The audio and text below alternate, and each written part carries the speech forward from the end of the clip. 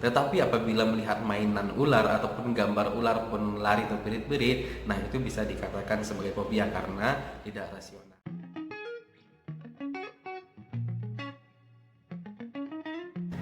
Halo, bertemu lagi bersama saya Dr. Firdaus. Hari ini saya akan bercerita tentang bagaimana sih cara mengatasi fobia. Nah, banyak orang yang mengatakan dirinya fobia, tapi arti sebenar dari fobia ini bukan hanya takut biasa.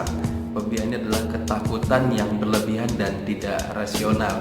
Dalam artian, orang lain ketika dihadapkan pada situasi atau melihat benda yang membuat takut tersebut, orang lain biasa aja, tetapi tidak pada orang yang fobia. Dia akan merasakan takut, kecemasan yang berlebihan.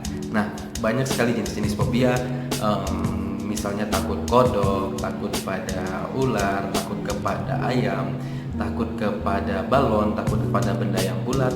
Bahkan ada yang takut menikah dan takut kepada wanita, sedangkan dia seorang laki-laki.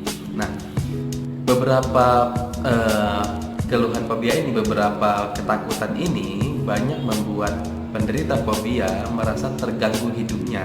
Nah, jadi mereka mungkin banyak yang bertanya-tanya bagaimana cara saya menghilangkan atau mengatasi fobia ini. Nah, ada beberapa terapi yang dilakukan untuk orang yang fobia. Teman-teman yang fobia bisa menemui psikolog, psikiater, atau mungkin hipnoterapi, karena fobia ini ketakutannya itu adalah suatu rekaman yang berada di bawah sadar, di pikiran bawah sadar, sehingga perlu diakses di pikiran bawah sadarnya. Melalui hipnoterapi itu juga bisa dilakukan.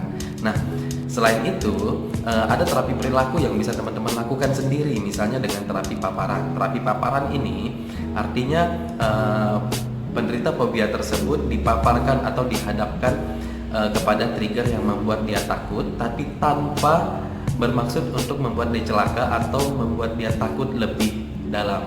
Nah, triggernya ini, paparannya ini diberikan dari konsep yang paling rendah, paling kecil. Misalnya kalau orang takut kodok, melihat kodok ada di depan dia akan melompat ketakutan, lari terbirit-birit, atau mungkin bahkan menangis. Kemudian, tapi apabila dia melihat mainan kodok, dia mungkin terasa takut tapi tidak seperti yang melihat kodok asli. Bahkan kalau melihat gambar kodok aja dia merasa takut. Nah, paparannya mulai dari yang kecil dulu, dari yang omsetnya rendah dulu, dari melihat gambar kodok tadi. Nah, dipaparkan terus-menerus, melihat terus-menerus sampai akhirnya dia merasa biasa saja.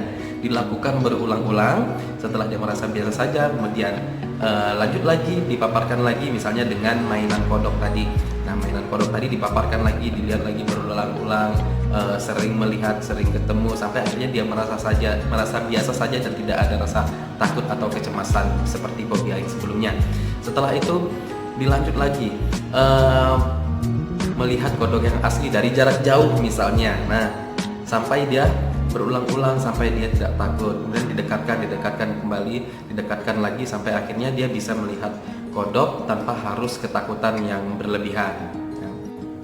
Terus ada orang yang merasa, apakah saya fobia ular? Kalau melihat ular saya takut.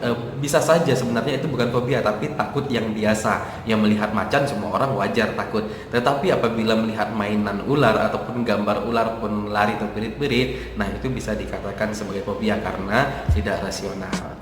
Ya, apabila teman-teman sudah melakukan terapi pemaparan ini, tetapi belum juga mendapatkan hasil yang memuaskan, ada baiknya mencari bantuan kepada profesional, yaitu psikiater, psikolog, atau mungkin bisa ke ahli hipnoterapi.